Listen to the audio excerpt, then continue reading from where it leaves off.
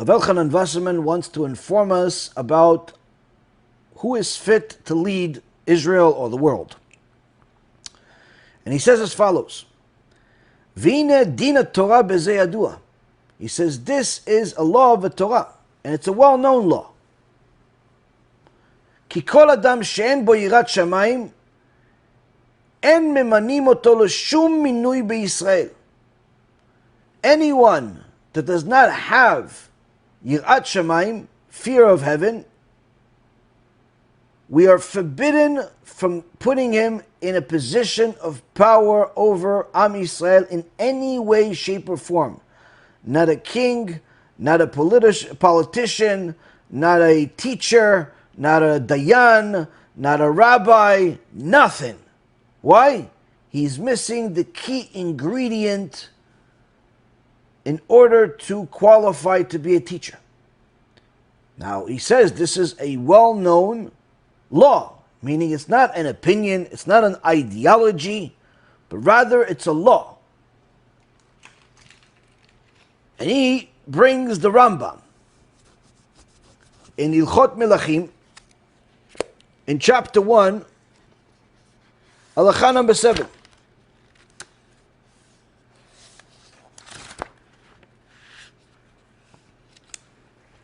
And the Rambam says as follows. The source of it, from where the Rambam got it, is what it says in Parashat Shoftim, where Kadosh Baruch Hu talks about how a king has to have 2 Sifrei Torah. One of them he has to have on him at all times to constantly remind him of Yirat Shamayim, fear of heaven. But furthermore, he says, when a king is appointed, he's anointed with oil reserved for this purpose. As it says in the book of Samuel, Samuel 1, chapter 10, verse 1, and Shmuel took the cruse of oil and poured it over his head, and then he kissed him. Once a king is anointed, he and his descendants are granted the monarchy until eternity. For the monarchy is passed down by inheritance, as the Torah itself says in the book of Deuteronomy, chapter 17, verse 20, thus he, meaning the king, and his descendants will prolong their reign in the midst of Israel. And if the king leaves only a son, young son, the monarchy should be held for him until he matures, as Yoyada did for Yoash.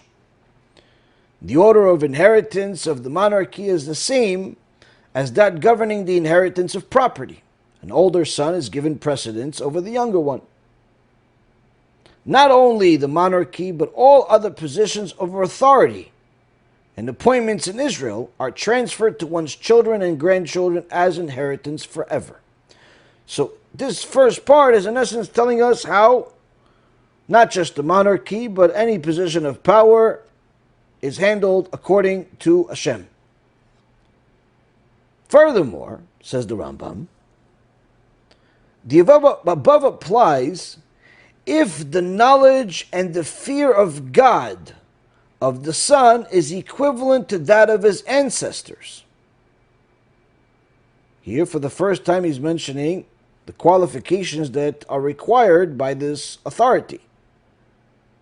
And again, this applies to whether it be a king, a president, a dayan, a rabbi, or any person in a position of power, position of authority.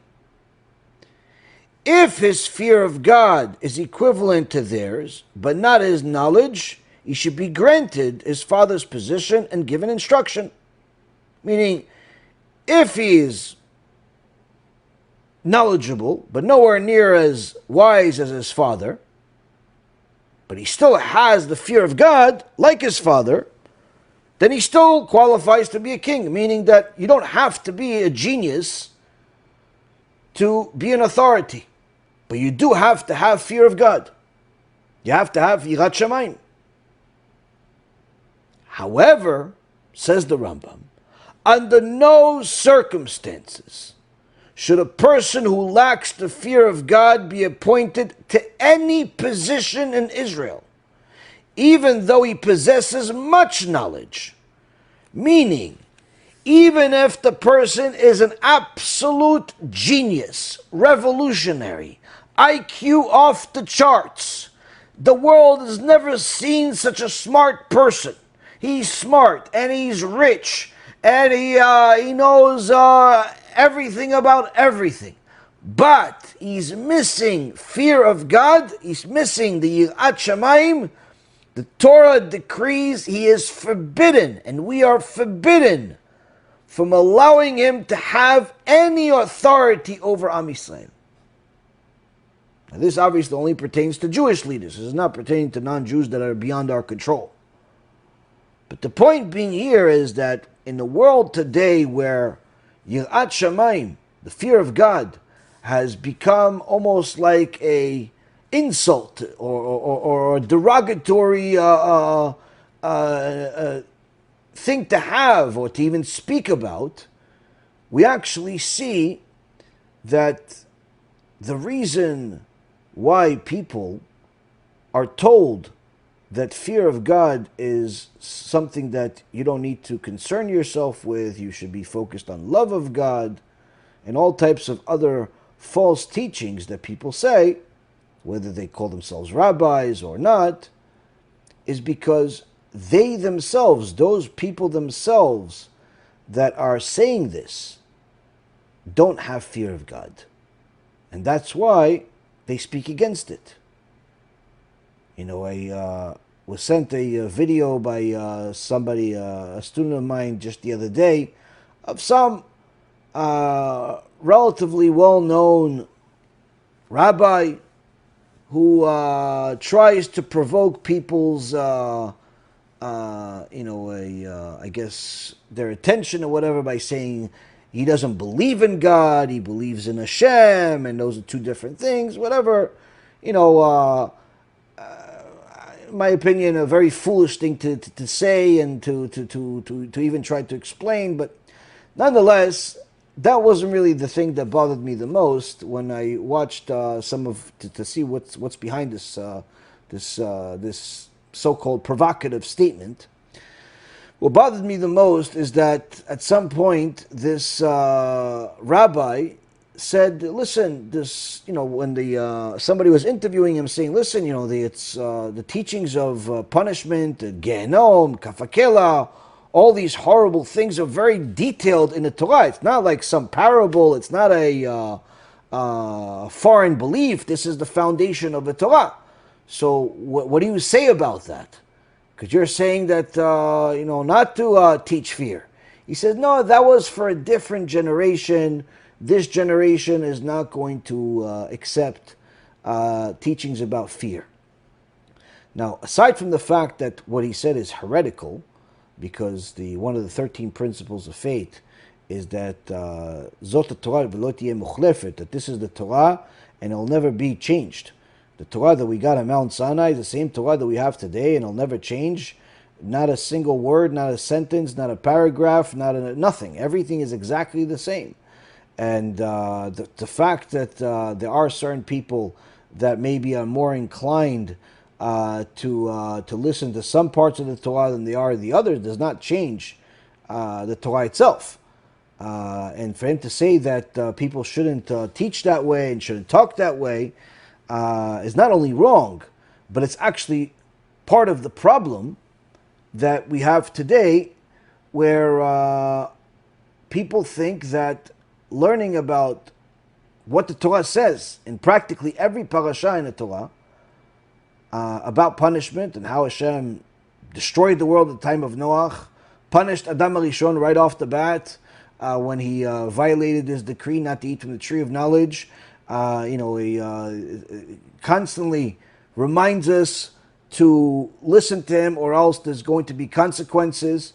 Or even if it's simply just looking at the world today, and whether you're looking at the world at large and you're seeing what happened to us on October 7th, or what's happening to us every single day in Israel and around the world with anti-Semitism at all-time highs, or it's happening in people's lives, people getting sick, people losing their money, people getting divorces, all types of horrible things happening everywhere. You see that there is punishment, there is suffering, there is difficulties. And to just simply ignore that and say, no, you shouldn't talk about that, it's literally ignoring the elephant in the room and pretending that there's only cats. It's bizarre. But the reason why people are doing this is because since they themselves do not have fear of God, the evil inclination is in full control of them, and therefore builds them a stage with a understanding and a motto that they have to speak against the fear of God to get more people to join them. When in fact, the Rambam, the foundation of halakha, the foundation of Judaism, is telling us whether you are a king or you are a simple rabbi to a bunch of 4-year-olds, if you do not have fear of God, you are not allowed to be in that position. Every minute that you are in that position, you're violating the Torah. Every minute that you are in that position, those who put you in that position are violating the Torah. And only bad can come out of it.